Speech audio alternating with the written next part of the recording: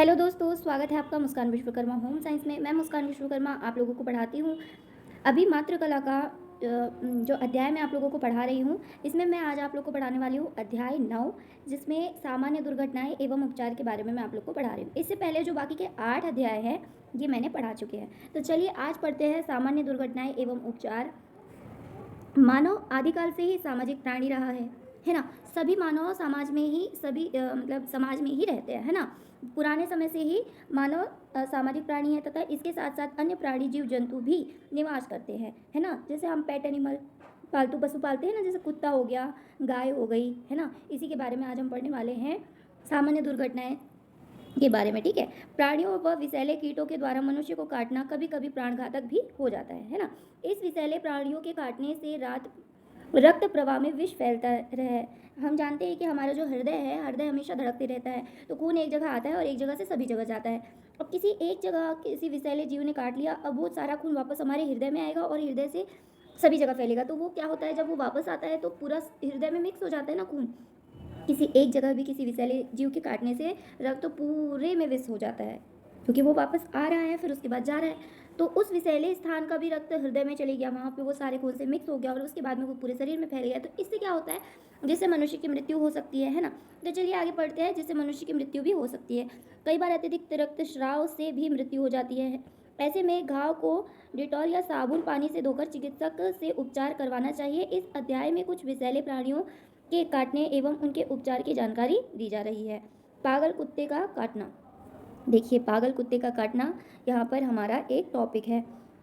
ये सामान्य दुर्घटना है। कई बार क्या होता है, हमें पता भी नहीं चलता है कि ये कुत्ता पागल है कि अच्छा है, और वो हमें काट लेता है ना। तो देखते हैं, यहाँ पर हम पढ़ते हैं कि कैसे ये हम इससे निकल सकते हैं या इससे बच सकते हैं। पागल कुत्ता सुस्त और खाना नहीं खाता है। पागल कुत्ता सुस्त होता है और वो खाना नहीं खाता है और अनियमित रूप से गति करता है। मतलब वो कभी आगे पीछे चलेगा, उसको सही से दौड़ेगा, कहीं बहुत तेज दौड़ेगा, कहीं सही से उसको चलते नहीं बनता है या चल नहीं पाता है। ठीक है। और रास्ते में आने वाले किसी को भी काट सकता है। पागल कुत्ते की मृत्यु 10 से 11 दिनों में हो जाती है। जिस पागल कुत्ते ने काटा हो उसको 10 से 11 दिन तक निरीक्षण में रखना चाहिए। पागल कुत्ते का चेहरा भयानक हो जाता है, मुख से झाग निकलता है। कुत्ते के काटने से उत्पन्न होने वाले रोग को जल संयंत्र या रेबीज या हाइड्रोफोबिया कहते हैं। कुत्ते की लार में विष उत्पन्न हो जाता है। कुत्ते के काटने से विषाक्त लार घाव या काटे हुए स्थान में पहुंचकर रोग उत्पन्न करती है। कुत्ते के काटने से विष तंत्रिका रज्जुओं के द्वारा मस्तिष्क में पहुंचता है। यदि समय पर उपचार नहीं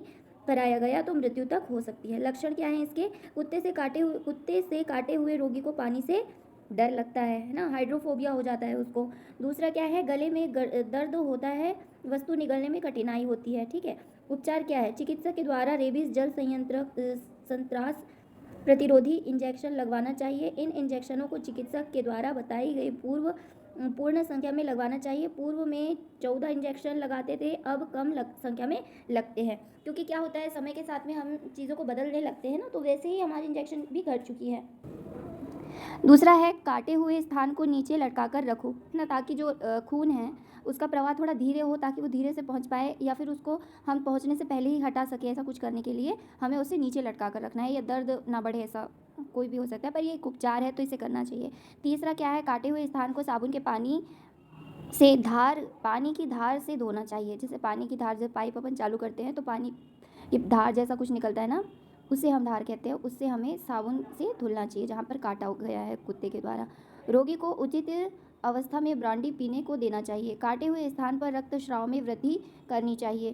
कार्बोलिक अम्ल के द्वारा घाव को दागना या जलाना चाहिए, या घाव को साफ करना चाहिए। यह कार्य तुरंत करना चाहिए। रोगी को डॉक्टर के पास तुरंत ले जाना चाहिए या चिकित्सालय ले जाना चाहिए। ठीक है। इस प्रकार से हमें यहाँ पर कुछ उपचार करना चाहिए। और भी कुछ उपचार दिए हुए हैं, चलिए देखते हैं। काटे हुए स्थान से थोड़ा ऊपर टूर्निकेट को इस प्रकार बांधें कि सिराएं दब जाए, ताकि रक्त के वापस जाने में बाधा नहीं हो, लेकिन धमनियाँ नहीं दबने पाए, जिससे रक्त प्रवाह होता है। देखिए, टूर्निकेट का प्रयोग करने के लिए एक आपको प्रैक्टिकल करना होगा, पहले उसको समझना होगा, पहले आपको उसे करना होगा, कर करके प्रैक्टिकल देखते रहना होगा टूर्निकेट का प्रयोग कर करके, क्योंकि टूर्निकेट लगाना एक बहुत छोटी चीज़ नहीं है, उसमें हमें धमनी, सिरा इन सब चीज़ों की मैनेजमेंट को देखना होता है, रक्त का मैनेजमेंट देखना होता है कि रक्त का प्रवाह कैसा होना चाहिए, कौन सी नस दबनी चाहिए, कौन सी नस नहीं दबनी चाहिए। तो कभी भी ऐसी आप टूर्निकेट का प्रयोग ना करें, पहले एक बार आप प्रैक्टिकल कर लें, पहले अपनी मैम से या किसी से पूछ लें, उसके बाद ही टूर्निकेट का प्रयोग करें, ठीक है।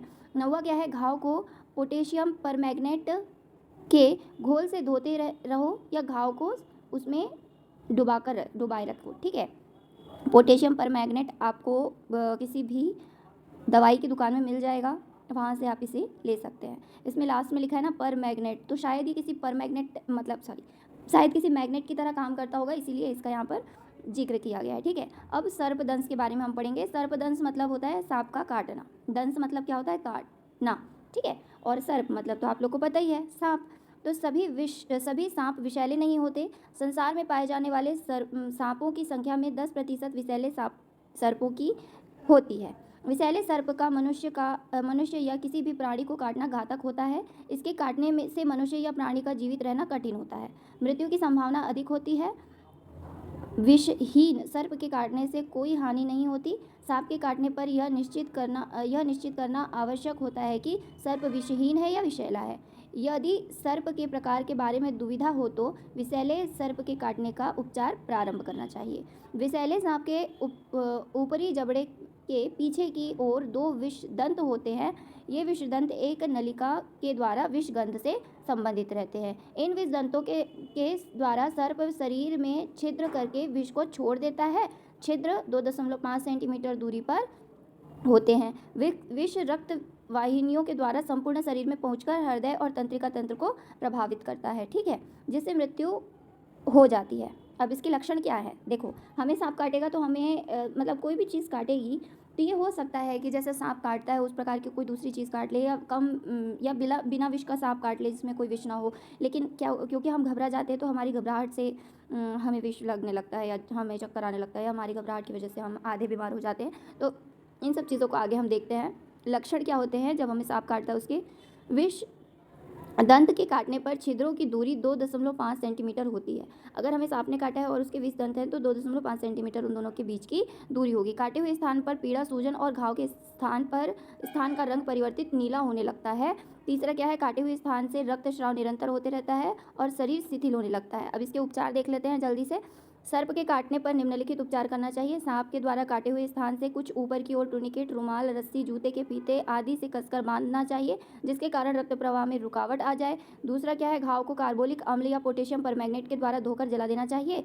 तीसरा है, रोगी को हमेशा सांत्वना देते रहना चाहिए। सांत्वना कैसे देना है, ये सब ठीक हो जाएगा, कुछ नहीं होना है, कुछ नहीं होगा, हम अभी डॉक्टर के पास जा रहे हैं, सब कुछ बढ़िया हो जाएगा, इस प्रकार से सांत्वना देना है। ये सांत्वना देना नहीं है कि पता नहीं कैसा सांप होगा, जहरीला होगा क्या, तुम्हारा मतलब जब तुमने देखा था क्या, सांप ही था ना, कोई और चीज़ तो नहीं थी, अच्छा कैसा दिख रहा था, ऐसे सांत्वना नहीं दिया जाता, ऐसे सांत्वना नहीं देना है, ठीक है। चलिए चौथा देखते हैं। रोगी को सर्पदंश विष प्रतिरोधक इंजेक्शन लगवाना चाहिए। इसके अतिरिक्त टिटनेस प्रतिरोधक का भी इंजेक्शन भी लगवाना चाहिए। रोगी को सोने नहीं देना चाहिए। रोगी की शीघ्र चिकित्सालय या डॉक्टर के पास ले जाना चाहिए। यदि श्वास बंद होती दिखाई दे तो कृत्रिम श्वसन क्रिया को प्रारंभ कर देना चाहिए। रोगी को मुख द्वारा गर्म चाय, कॉफ़ी या दूध दो। रक्त को स्तन चूसक के द्वारा भी खींचकर बाहर फेंक देना चाहिए। घाव को चाकू या तेज धार वाली वस्तु से काट देना चाहिए जिससे कि रक्त निरंतर बहता रहे। चाकू से घाव को लगभग 1 इंच गहरा बनाना चाहिए। घाव के रक्त को मुख द्वारा चूस कर बाहर निकाल देना चाहिए। यह क्रिया वह व्यक्ति कर सकता है जिसके मुख में घाव या छाले नहीं हो। रोगी को आराम से लिटा देना चाहिए, सिर को ऊपर रखना चाहिए। इस प्रकार से यहाँ पर हमने इसके बारे में पढ़ लिया है। अब अगली वीडियो में हम पढ़ेंगे बर, मधुमक्खी या बिच्छू के काटने के बारे में, ठीक है। वीडियो के अंत तक बने रहने के लिए बहुत बहुत थैंक यू, और मेरे साथ जुड़े रहने के लिए बहुत बहुत थैंक यू। वीडियो को लाइक, चैनल को सब्सक्राइब और अपने दोस्तों के साथ शेयर कर लो।